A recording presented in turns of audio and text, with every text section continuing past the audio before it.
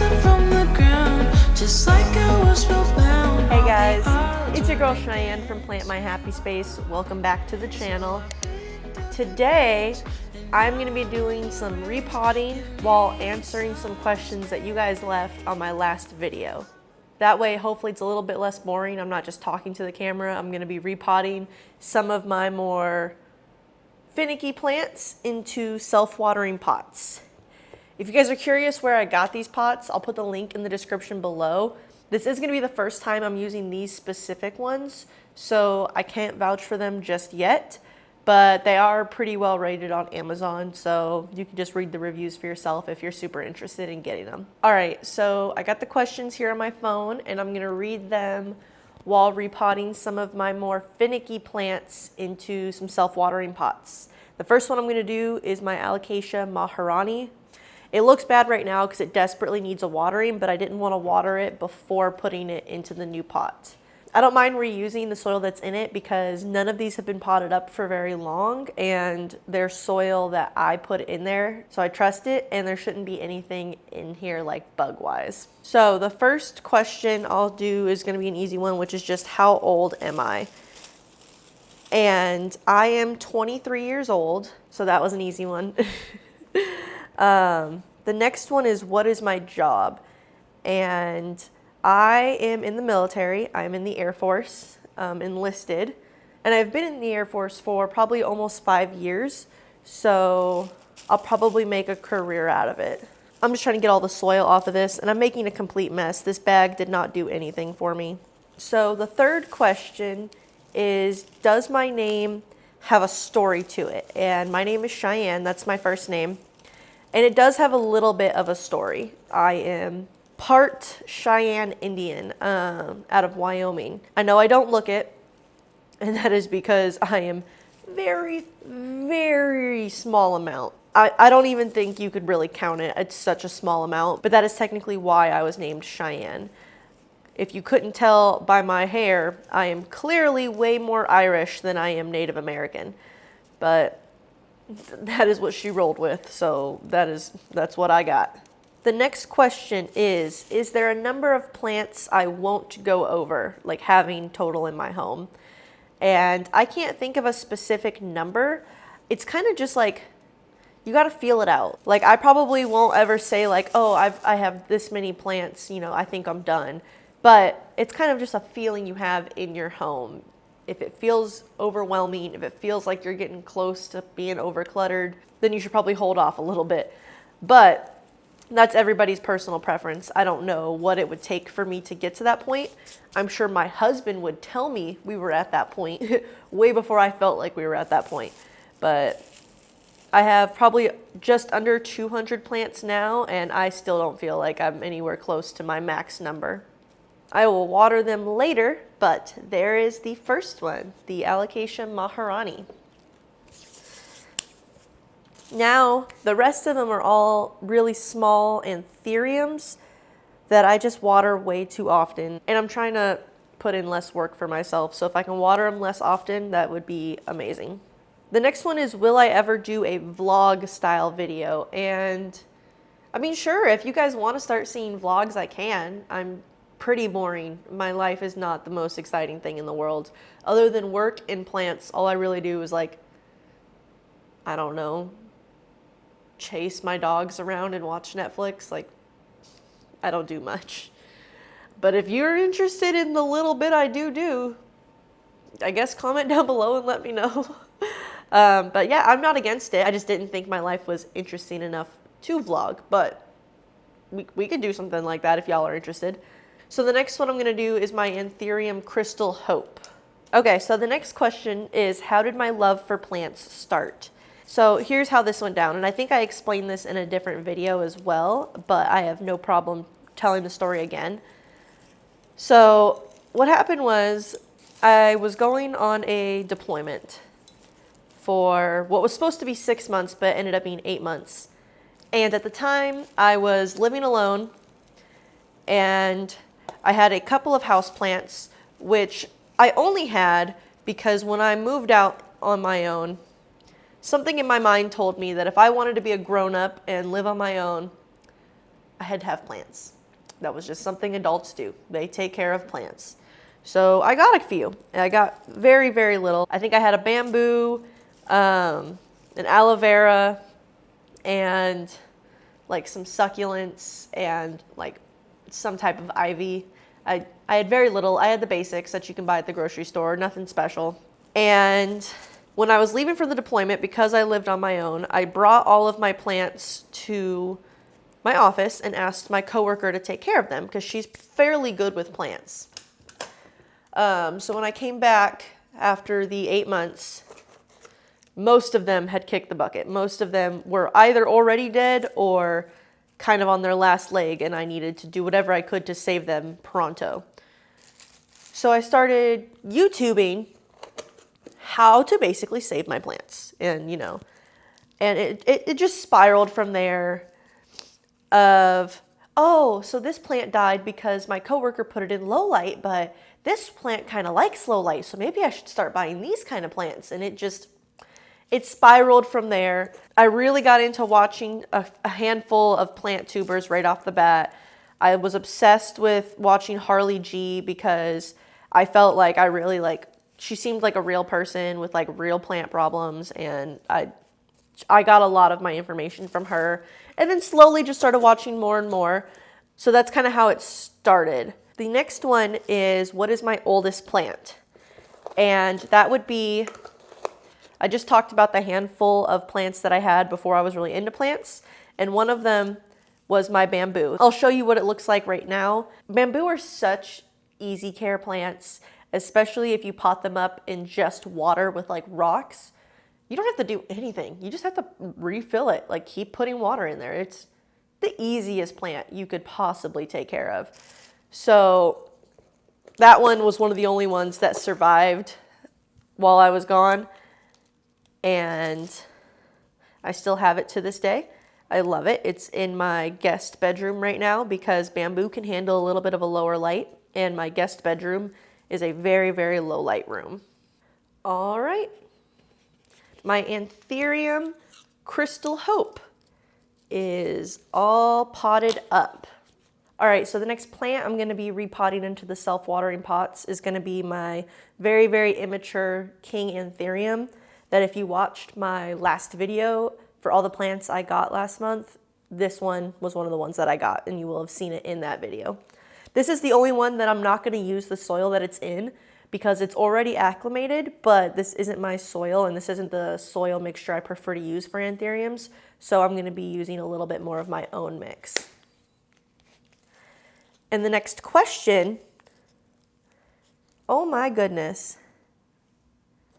Yeah, I'm really glad I took this out of here. This is just a plug. I don't know why it was in this giant, well, it's not giant, it's a 4-inch pot, but in comparison to this little plug, this is way too big of a step up. I don't know why they had it in there, but I'm really glad I just took it out.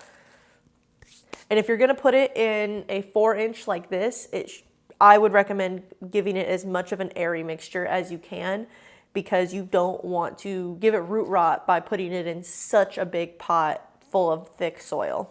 But the next question is, how did me and my husband meet? And technically we met online. We were online dating. I believe at the time we were using a dating service called Zoosk, I think. I think that was the one we met on. But funny enough, he and I actually worked on the same base where I was previously stationed. So I think he and I had probably met before and neither of us just knew it, but we officially met online. You know, we've gone through our struggles, especially both being military and deploying and stuff like that. But he was my one. He was my one and only. So I am very, very happy to have met him, regardless of how we met, and to still be with him to this day. I love him. Not to get all corny, I know, not to get all cheesy, but he's my one. So the next question I got, the question is, how is my hair so nice? And I'm sure you guys have probably seen a couple of videos where I've got my hair down. So this is not obviously nice hair, but somebody asked me, how is my hair so nice? By the way, whoever asked that, thank you. Thank you for the compliment. I used to have when I was like high school and like early adult years, like 18, 19, stuff like that, I had really bad hair and I treated my hair very badly. I was constantly bleaching the ends because ombre hair was super stylish at that point. It had just became a thing. So I was bleaching my ends almost platinum and I was straightening it almost every single day. So I kind of just did a total 180. I decided I was going to chop off most of my hair, get rid of all the dead hair, and start using only really good products. And I've been doing that for about 4 years now. I only wash my hair once a week. I know a lot of you guys probably think that's really gross, but your hair produces more oil the more it's washed because your hair wants to be oily. You know, it wants to kind of maintain the moisture. That's what your hair is doing. It's producing oil so that your head and hair is moisturized, basically. So when you start washing your hair less often, your hair produces less oil because you're not washing out all the oils as much as you can. And I don't truly feel like my hair needs a washing until maybe day 5 or 6, and I'll wash it on the 7th day, because my hair has started to produce less oil. So it looks nice longer because it's not producing as much oil. And also, I know not everybody feels like they can do this, but I completely stopped using heat products on my hair. I don't blow dry my hair. I don't straighten it. I won't say I completely stopped. That would be a lie. But for the first maybe 1.5 to 2 years of, let me get back to repotting. For the first 1.5 to 2 years of trying to fix my hair, I didn't use heat products at all. And I've kind of started again lately. Now every once in a while when I go out to a nice dinner, I might do my hair. But it is few and far between. So that is what I do. If you want, to maintain nice hair, that's what I would suggest. All right, there is my King Anthurium. 3 down, 1 more to go. And this one is a very immature hybrid of an Anthurium magnificum mixed with a Anthurium forgetii. The next question is, what are some of my favorite plant sellers? The first one would be plantarina.com. I love their shipping quality. The only thing I don't love about their website is they don't do a lot of rare plants. That's just not what they kind of specialize in. They do a lot more of like the more common houseplants, which there's nothing wrong with that. I have just been recently on the hunt for more rare plants. So I don't buy from them very often now, but I do have an unboxing video from them on my page. If you want to go watch it, I'll link that video in the description of this video. But if you're looking for more uncommon and rare plants, I love Gabriella plants. I have purchased from them, I think 3 times, and every single time I am very impressed with the quality of their plants and their shipping. And like I said, they do sell more uncommon and rare plants. I will say the only thing I don't like about Gabriella plants is they sell out very, very quickly. They do a mass restock every Wednesday evening, and they do smaller ones kind of throughout the week and weekend and whenever they so choose, but they sell out very quickly. And I do have an unboxing from Gabriella plants on my channel as well, so I'll link that video in the description as well in case you want to watch either of those 2 websites' unboxing videos to know the quality that I'm talking about. So the next question is, has lockdown or, self-quarantine or anything like that accelerated my online shopping? And it has, because I already did most of my plant shopping online, but I am a bored shopper. So if I am home more often than usual, I do lots more online shopping. So yes, it has accelerated it, which is why so many of my plant hauls have like 30 plus plants in them. So yeah, I would definitely say it accelerated that for sure. And then number 12 is, what is one plant I want but know I can never have? I would say probably a fiddle leaf fig. It's a little bit more common now. It's a little bit easier to get your hands on. But if I'm going to have one, I'm going to give it the perfect conditions that it wants, which is very, very, very high light without being direct. And if I'm going to get one, I want a big one. And I just can't see myself giving up enough plant space to accommodate just one large plant. So I'll probably never get it unless I get a much bigger house. But yeah, that's that.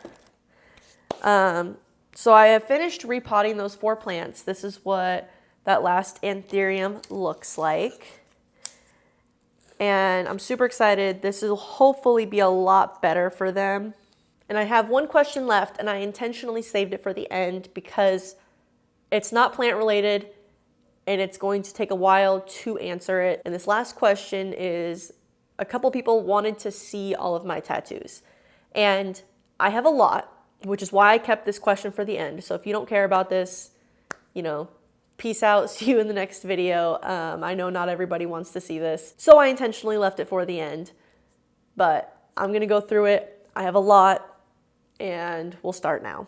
The first tattoo I'll start with is the one I have here on my forearm, which is a brick wall going all the way around my arm with a cross breaking through on the inside of my forearm, and you see sun rays coming through and stuff like that. The next one I have is some coordinates on the back of my forearm. I'm going to blur out most of it just because I don't need anybody getting too into the weeds of my life.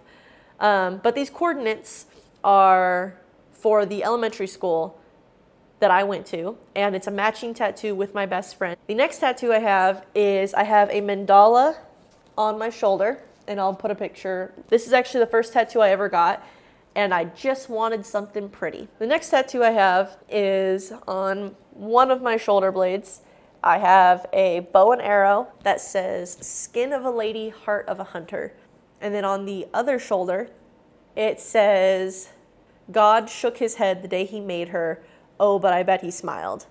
Moving down the body, I have a rib piece that is a matching tattoo with my stepmother. We both decided that we wanted to get sunflowers because we used to pick sunflowers together at my grandpa's house when I was very little. And we decided to go with different lyrics to the song, "You Are My Sunshine." What we decided to do is we wanted to get matching tattoos that technically matched, but they weren't identical. So what we did was we both got a sunflower in the kind of style that we prefer, which I prefer a more realistic black and white color tattoo. Most of my tattoos are black and white, and that's the style that I prefer.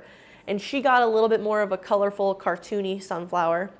And then we decided that we were going to get the quote from the song that mattered the most to the other. So I have on my body the quote, "You'll never know, dear, how much I love you." And I chose "You Make Me Happy When Skies Are Gray." On my left knee, I got a bumblebee, and it's the only full color tattoo that I have. And I just got this as a pun, to be honest with you, because I had a friend that would always tell me I was the bee's knees, and somehow I decided to turn that into a tattoo. So I have a bumblebee on my knee. And for the long, long explanation, I will move on to my right leg, and I have an entire sleeve on my right leg. The first part I got on my sleeve was my big thigh piece, which is a compass pocket watch mix that says around it, "We're all lost, but we have forever." And it's surrounded by peonies. And then on my kneecap, I got an owl. I just thought it would look cool, and my artist agreed with me, so we put an owl there, and that was kind of that.